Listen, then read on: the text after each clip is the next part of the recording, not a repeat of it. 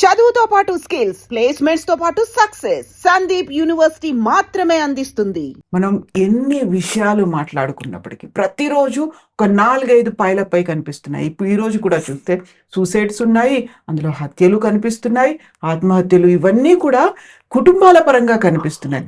యాక్చువల్గా కుటుంబాలే ఇంత చిద్రమైపోతుంటే భారతదేశం అనగానే ఆదర్శ కుటుంబాలు అనేవి గుర్తొస్తాయి. వాటికి విలువ కావచ్చు, నిర్వచనం కావచ్చు, అసలు ఏముంది ఇప్పుడు? ఇప్పుడు మీరు చెప్పిన సంఘటన కనుక చూసుకుంటే, ఒక 27 సంవత్సరాల యువకుడు ఒక తల్లిని చంపి మళ్ళీ వాళ్ళిద్దరు ఆత్మహత్య చేసుకున్నారు.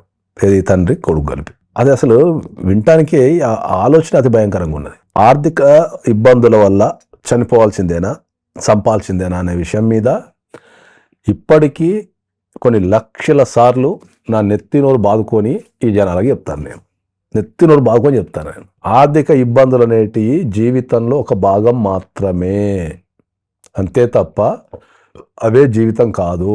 అదే మేజర్ రోల్ ప్లే చేస్తుంది, డిసైడింగ్ ఫ్యాక్టర్ అవుతోంది అదే ఈ మధ్య కాలంలో.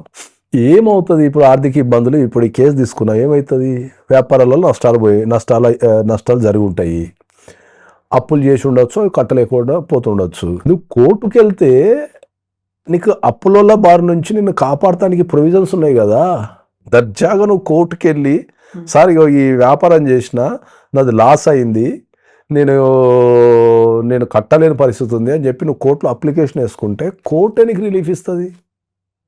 తర్వాత నీకు 27 సంవత్సరాలు ఉన్న యువకుని నువ్వు మళ్ళీ ఏదైనా పని చేసుకొని కష్టపడి జీవితాన్ని పునర్నిర్మించుకొని అప్పులలోకి ఎంతో కొంత కడితే అయిపోద్ది కదా.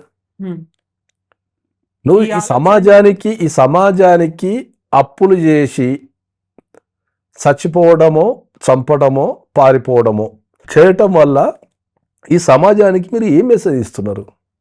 ఆ ఆలోచన ఎందుకు వస్తుంది? అవగాహన లేకుండా వస్తుందా? అప్పటికప్పుడు తీసుకునేటువంటి డెసిషన్స్ అవి? అవగాహన లేకుండా అనడం కంటే ఏంటంటే, ఈ భారతదేశంలో మనకు సామాజిక భయాలన్నిటివి ఎక్కువ ఉంటాయి.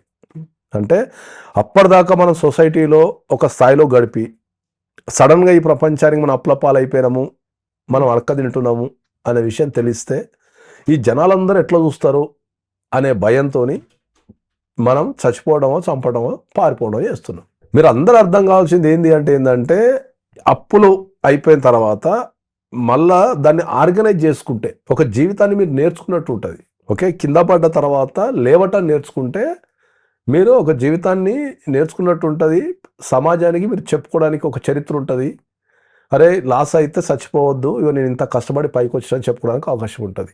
ఎన్నో వేదికల మీద, ఎన్నో ప్రోగ్రాంలలో, ఎన్నో వందల సార్లు నేను చాలా స్పష్టంగా, ఖచ్చితంగా ప్రతి ఒక్కరికి ఏం చెప్తున్నా అంటే, మీరు అప్లపాలైపోయారని చెప్పేసి మీరు చచ్చిపోవటం కానీ చావటం కానీ చేయకండి. నా దగ్గరికి ఒక్కసారి రండి, కూర్చొని మాట్లాడి దానికి సమస్యకు పరిష్కారం కనిపెడదాం. చట్టపరంగా ఏముంది, మోరల్గా ఏముంది, దాన్ని ఫైనాన్షియల్గా ఏమైనా చేయొచ్చా అనేది మనం చేద్దామని చెప్తున్నా. మీరు ఒక సరైన వ్యక్తితోని మీరు గనక అన్ని పంచుకుంటే దానికి ఏమన్నా పరిష్కారం దొరకవచ్చు. అది ఇవాళ మార్నింగ్ చూస్తే నాకు ఎంత బాధ అనిపిస్తుంది అంటే, ఒక 27 సంవత్సరాల యువకుడు వ్యాపారంలో నష్టం వచ్చిందని చెప్పేసి తల్లిని చంపి తండ్రి కొడుకు చచ్చిపోవడం అనే కాన్సెప్ట్ అసలు అది ఏ క్వశ్చన్ కూడా నాకు ఎంత భయం అవుతుందంటే, మరి సమాజానికి అసలు భయం లేనట్టుంది. ఆమెకి ఏం తెలీదు, ఆమె పడుకున్న ఆమెను వీళ్ళిద్దరూ కలిసి చంపేసి వీళ్ళిద్దరూ సూసైడ్ చేసుకున్నారు. అదే అంటున్నా, ఈ సమాజానికి అసలు చెప్పదలుచుకుంటే ఇవాళ అంటే రోజు జనరల్ పేపర్ చదువుతుంటా కదా, ఇవాళ పేపర్ ఉన్నంత భయంకరంగా అసలు ఏమీ లేదు. ఇవాళ పేపర్లో ఇప్పుడు మీరు చెప్పిన సంఘటన ఒకటి వచ్చింది. ఏది? అంబర్పేటలో అప్లపాలైపోయి రెస్టారెంట్ పెట్టడం ద్వారా అప్లపాలైపోయి వీడు తల్లిని చంపేసి తండ్రి కొడుకు ఆత్మహత్య చేసుకుని చచ్చిపోయిన సంఘటన ఒకటి. రెండోది, కోమలి అని ఒక యూట్యూబర్ ప్రేమ విఫలమైందని చెప్పేసి ఒక యంగ్ యువతి యూట్యూబరు ఆమె చచ్చిపోయింది. రెండైనాయా? ఇప్పటికి ఎంతమంది? 4 చచ్చిలు. తర్వాత ఐఐటి బాసరా ఇవాళ మార్నింగ్ ఒక యువకుడు సూసైడ్ చేసుకొని చనిపోయాడు ఐఐటి బాసర్లా. ఆడుకోట అయిందా? తర్వాత నార్త్ ఇండియాలో తండ్రిని చదువుకోమన్నాడు, ఒత్తిడి చేస్తున్నాడు అని చెప్పేసి కొడుకు తండ్రిని కలిసి చంపేసాడు. అది అయిపోయిందా? ఇంకోటి, ఇలా మార్నింగ్ గురుగాంలో ఒక భర్త భార్యని 3 పిల్లల్ని గొంతు కోసి చంపేసాడు. నలుగురిని నలుగురిని. తర్వాత ఇంకో అమ్మాయి, ఒక తల్లి భర్త అక్రమ సంబంధం పెట్టుకుండని చెప్పేసి తన 8 ఏళ్ల కొడుకు ముంగట ఉరేసుకుని చచ్చిపోయింది. ఈ 8 ఏళ్ల కొడుక్కి ఒక తల్లి కళ్ళ మూట ఉరేసుకొని చచ్చిపోతే వాని మానసిక పరిస్థితి ఏంది? వాడికి ఏం తెలియదు, అమ్మాయిని చేస్తుందో ఏం తెలియదు. అదే అంటున్నా, ఇప్పుడు ఈ సమాజం ఎటుపోతుంది? దీనిపైన ఎవరు స్పందించాలా?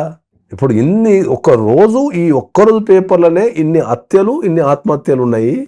కుటుంబ వ్యవస్థ అనేది చిన్నాభిన్నం అయిపోయింది. కుటుంబాన్ని కాపాడుకోవాల్సిన బాధ్యత మనందరి పైన ఉంది.